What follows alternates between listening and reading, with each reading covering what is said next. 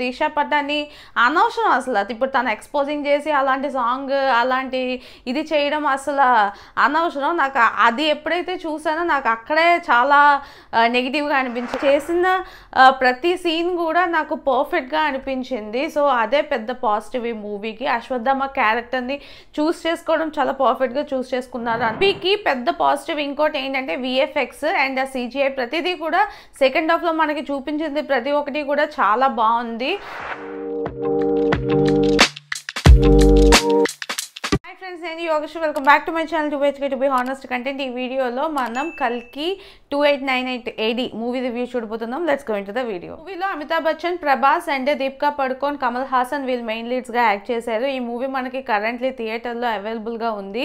And ఈ మూవీని direct చేసింది నాగ్ అశ్విన్ అండ్ ఈ మూవీకి మ్యూజిక్ అందించింది సంతోష్ నారాయణ్. మనకి ఈ మూవీలో ప్లాట్ చూసుకున్నట్లయితే స్టార్టింగ్లోనే చూపిస్తారు మహాభారతం ఎండ్ అయినప్పటి నుంచి అశ్వత్థామ అన్న ఒక క్యారెక్టర్ని చూపిస్తారు. అలానే మనకి ఏడి అంటే ఇప్పుడు మనకి 2024 ఇయర్ అవుతుంది కదా. సో అలాగా 2898 ఆ ఇయర్ వెళ్ళేసరికి సిచ్యువేషన్స్ ఎలా ఉన్నాయి అండ్ కాశీ అని ఓన్లీ ఒకే ఒక సిటీ ఉంది ప్రపంచం మొత్తానికి కూడా అని చెప్పి మైథాలజీతో లింక్ చేసిన ఒక సైన్స్ ఫిక్షన్ అనమాట ఈ మూవీ. సో ప్రాజెక్ట్ కే అని ఒకటి జరుగుతుంటుంది. ఈ స్టోరీ మొత్తం కూడా ప్రాజెక్ట్ కే అనేది ఏంటి అండ్ అసలు దీపికా పడుకొని ఎవరు అండ్ ప్రభాస్కి అమితాబ్ బచ్చన్కి లింక్ ఏంటి అన్నదే మిగతా స్టోరీ. ఫస్ట్ హాఫ్లో చూసుకున్నట్లయితే ఎస్టాబ్లిష్మెంట్ ఆఫ్ క్యారెక్టర్స్కే మనకి టోటల్ టైం అనేది తీసుకుంటారు. భైరవగా ప్రభాస్ గారు చేశారు. అలానే అమితాబ్ బచ్చన్ గారు ఏమో అది అశ్వత్థామ అన్న క్యారెక్టర్ చేశారు. దీపికా పడుకొని ఏమో సుమతి అనే క్యారెక్టర్. ఇలాగా ఒక్కొక్కరు ఒక్కొక్క క్యారెక్టర్. ఈ క్యారెక్టర్స్ అన్నీ కూడా ఇంట్రడక్షన్కే టైం అయిపోతుంది. And at the same time ఆ వరల్డ్ ఎలా ఉంటుంది అన్నది కొంచెం కొంచెం గ్లిమ్స్గా చూపిస్తారు. సో ఫస్ట్ హాఫ్ అంతా ఇలా అయిపోతుంది. అలానే సెకండ్ హాఫ్ వచ్చినప్పటికే మనకి మెయిన్గా ఫైట్ సీక్వెన్సెస్ అండ్ శంబాలా అని చెప్పి ఇంకొక ఏరియా కూడా ఇంకా ఉంది, హిడెన్ సిటీ అని చెప్పి అది కూడా చూపిస్తుంటారు. సో ఈ సెకండ్ హాఫ్లోని మొత్తం కూడా యాక్షన్ సీక్వెన్సెస్ ఇవే ఎక్కువ. మెయిన్ స్టోరీ ఏదైతే ఉందో అదంతా మనకి సెకండ్ హాఫ్లో వస్తుంది. సో ఫస్ట్ హాఫ్ బాగుందా సెకండ్ హాఫ్ బాగుందా అంటే నా వరకు అయితే ఫస్ట్ హాఫ్ కన్నా సెకండ్ హాఫ్ బాగా ఎంగేజింగ్గా అనిపించింది. ఫస్ట్ హాఫ్లోని బాగా స్లోగా వెళ్ళినట్టు స్టోరీ నేను ఫీల్ అయ్యాను. మూవీలో పాజిటివ్స్ చూసుకున్నట్లయితే డెఫినెట్లీ అమితాబ్ బచ్చన్ గారు చాలా బాగా చేశారు. మెయిన్గా అశ్వత్థామ క్యారెక్టర్ అన్న ఆయన ఎవరంటే 7 feet 8 feet ఆ హైట్లో ఉంటారు. దానికి తగ్గట్టు యాటిట్యూడ్ కానీ మేకప్ కానీ ప్రతి ఒక్కటి ఆయన చేసిన ప్రతి సీన్ కూడా నాకు పర్ఫెక్ట్గా అనిపించింది. సో అదే పెద్ద పాజిటివ్ ఈ మూవీకి. అశ్వత్థామ క్యారెక్టర్ని చూస్ చేసుకోవడం చాలా పర్ఫెక్ట్గా చూస్ చేసుకున్నారు అన్న ఫీలింగ్ వచ్చింది నాకు. అలానే ఇందులో ఉన్న మిగతా కాస్ట్ కూడా పాజిటివ్ అని అనుకుంటాను. ఎందుకంటే ప్రతి ఒక్కరు కూడా పర్ఫార్మెన్స్ బాగా చేశారు. మెయిన్గా కమల్ హాసన్ గారి వాయిస్ ఓన్లీ 2 scenesలో వస్తుంది. అది కూడా ఓన్లీ వాయిస్తో మేనేజ్ చేశారు. అండ్ లాస్ట్లో ఓన్లీ ఒక సీన్లోనే ఆయన పర్ఫెక్ట్గా ఆయన కమల్ హాసనే అన్న ఫీలింగ్తో మనకి ఒక షాట్ ఉంటుందన్నమాట. సో ఇదన్నీ కూడా ఆ ఒక్క 2 scenesతోనే ఒక 3 hours మూవీలో టెర్రర్ పుట్టించారని చెప్పాలి. సో డెఫినెట్లీ కమల్ హాసన్ చాలా బాగా చేశారు. అలాగే దీపికా పడుకొని కూడా చాలా ఎలిగెంట్గా కనిపిస్తారు కదా యూజువల్లీ. సో ఆ ఎలిగెన్సీ అన్నది ఎక్కడ కూడా ఏ షాట్లో కూడా ఆ ఎలిగెన్సీ అన్నది మిస్ అవ్వలేదు. సో తను కూడా బాగున్నారు. కీర్తి సురేష్ కూడా వాయిస్ ఆర్టిస్ట్గా చేశారనమాట ఇందులోని. బుజ్జి అనే ఏదైతే చిన్న రోబోలో కనిపిస్తుందో దానికి వాయిస్ అన్నది కీర్తి సురేష్ ఇచ్చారు. అది కూడా బాగుంది. అండ్ డెఫినెట్లీ ప్రభాస్ చాలా బాగా కనిపించారు. కాకపోతే ఏంటంటే చాలా తక్కువ సీన్స్ ఉన్నాయి కంపేర్ టు మిగతా వాళ్ళతో. ఎందుకంటే ఈ మూవీలో ప్రతి ఒక్కరికి ఈక్వల్ ఇంపార్టెన్స్ ఆఫ్ క్యారెక్టర్ ఉంది. దానివల్ల ఒక్కొక్కరికి కొన్ని సీన్సే వచ్చినట్టు అనిపిస్తుంది అనమాట. ఒక 6 to 7 scenes ఈచ్ పర్సన్కి వచ్చినట్టుంది. సో ఇచ్చిన సీన్స్లో ప్రభాస్ గారు చాలా బాగా కనిపించారు. మూవీకి పెద్ద పాజిటివ్ ఇంకోటి ఏంటంటే విఎఫ్ఎక్స్ అండ్ ఆ సిజిఐ ప్రతిదీ కూడా సెకండ్ హాఫ్లో మనకి చూపించింది ప్రతి ఒక్కటి కూడా చాలా బాగుంది. అంటే మనం చూసి ఎంజాయ్ చేయొచ్చు. ఏదో జరుగుతుంది ఇంగ్లీష్ మూవీస్లో ఉంటాయి కదా, అలా జరుగుతూ ఉంటే మనం అలా చూస్తూ ఉంటాం. లైక్ అవతార్ కానీ లైక్ కొన్ని మూవీస్. సో అదే టైప్ ఆఫ్ విజువల్ ట్రీట్ అనేది మనకి సెకండ్ హాఫ్లో కనిపిస్తుంది. సో నాకైతే విఎఫ్ఎక్స్ చాలా బాగా అనిపించింది. హాలీవుడ్లో ఇలాంటి మూవీస్ చాలా వస్తాయి. అంటే ఎండ్ ఆఫ్ ద వరల్డ్, అసలు ఏం జరుగుతుంది, ఎలా బ్రతుకుతారు జనాలు అనేది చాలా చూసాం మనం. మ్యాడ్ మ్యాక్స్ కానీ ఇంకా రీసెంట్గా డ్యూన్ ఇలాంటి చాలా మూవీస్ ఉంటాయి మనకి.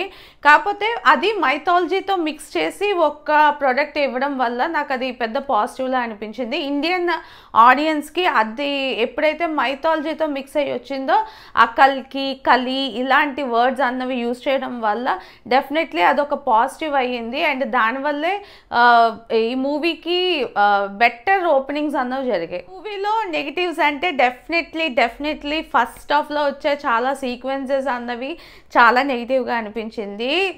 ఎలా అంటే ఇంకా హీరో ఇంట్రడక్షన్ అవుతుంది, ఓకే గుడ్, ఆ సీనే ఒక 20 minutes ల్యాగ్ అయినట్టు అనిపించింది. చాలా ప్రొలాంగ్ చేస్తున్న ఫీలింగ్ వచ్చింది.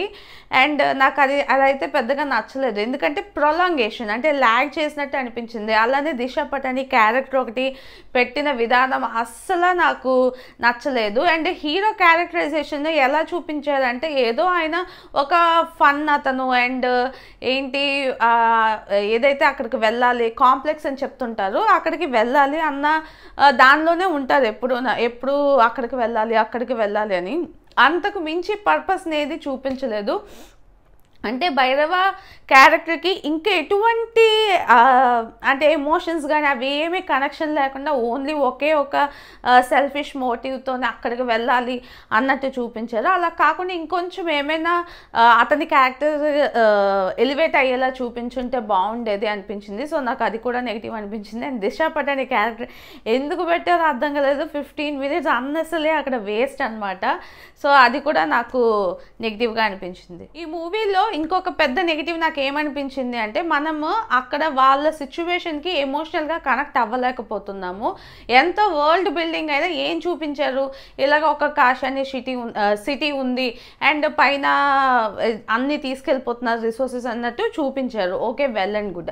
కానీ దానివల్ల ఈ కిందనున్న జనాలు ఎలా సఫర్ అవుతున్నారు, ఎందుకు వీళ్ళు ఎగెయిన్స్ట్గా వెళ్తున్నారు, అండ్ వేరే గ్రూప్ ఒకటి ఉంటుంది శంబాలా అని, ఆ గ్రూప్ ఎందుకు రెబల్స్గా ఏమి మనకి అసలు క్లారిఫికేషన్ అన్నదే ఉండదు అనమాట. జస్ట్ మైథాలజీ అన్నది చూపించారు తప్పించి అక్కడ జనాలు ఎలా సఫర్ అవుతున్నారు అన్న పాయింట్ అసలు కంప్లీట్గా మిస్ చేశారు.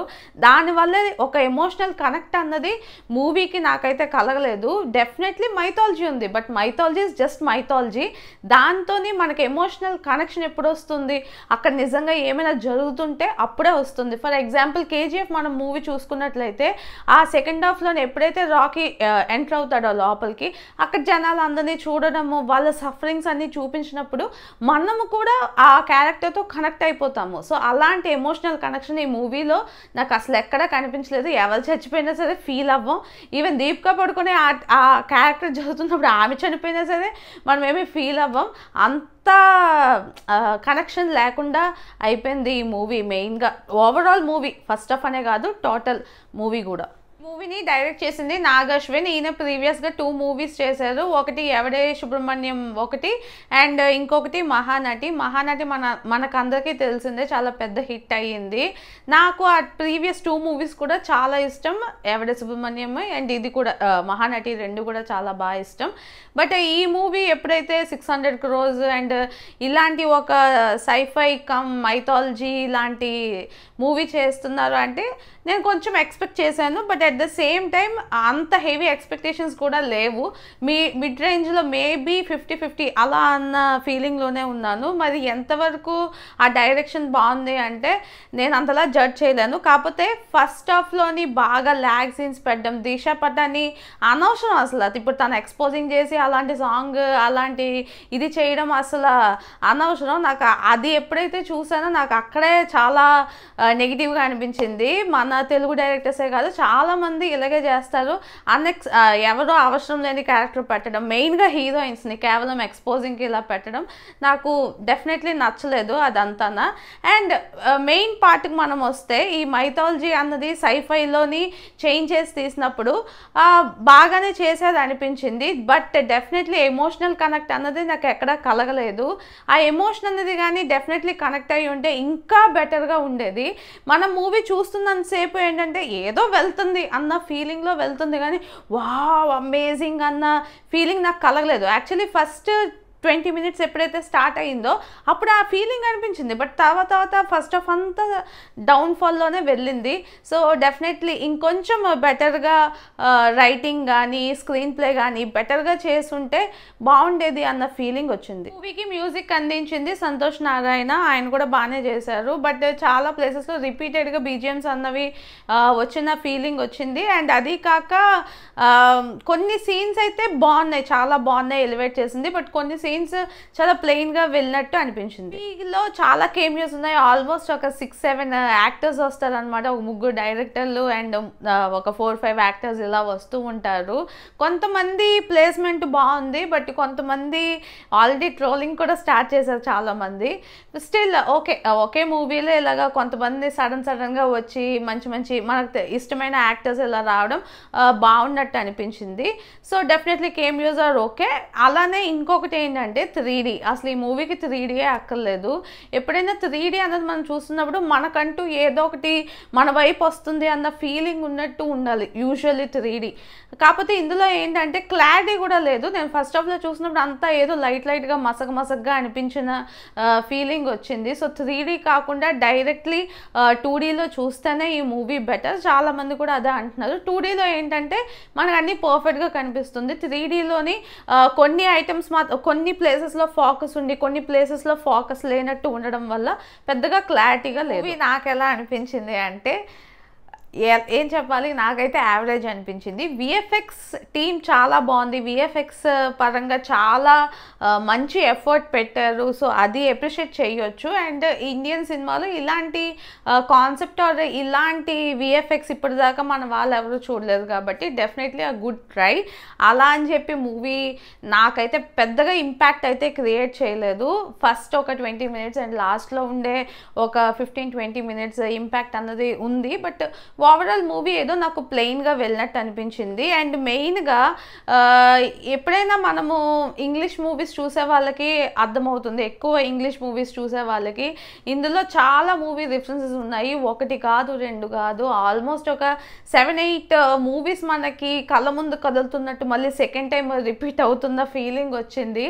దానివల్ల కూడా మనకి కొంచెం అటువైపు చూసినప్పుడు ఇది అందులో ఉంది కదా, ఇది సేమ్ అదే కాన్సెప్ట్ కదా అన్న ఫీలింగ్ వస్తుంది. విఎఫ్ఎక్స్ చేశారు గుడ్, బట్ మనకు ఆల్రెడీ మిగతా మూవీస్ చూడడం వల్ల ఈ విఎఫ్ఎక్స్ బాగున్నాయి, మన ఇండియన్ స్టాండర్డ్స్లో బాగున్నాయి.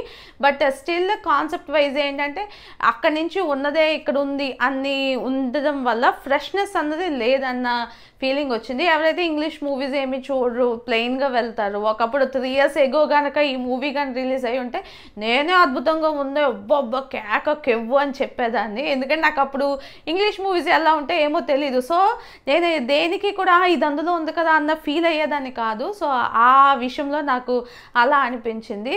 అండ్ డెఫినెట్లీ ఈ మూవీని ప్రొడ్యూస్ చేసింది ఎవరో కాదు, అశ్విని దత్. అశ్విని దత్ అంటే ఎవరో కాదు, మన నాగశ్విన్ మామయ్య, ఫాదర్ ఇన్ లా అనమాట. ప్రతి ఒక్కరు ఏంటి ప్రొడ్యూసర్ డైరెక్టర్ మీద ఎంత కష్టపడి ఎంతో నమ్మకంతో పెట్టారు అదేం కాదు, it's like a family thing అనమాట. సో ఫ్యామిలీగా సపోర్ట్ చేసుకోవాలని చెప్పి వాళ్ళు కూడా ప్రూవ్ చేస్తున్నారు.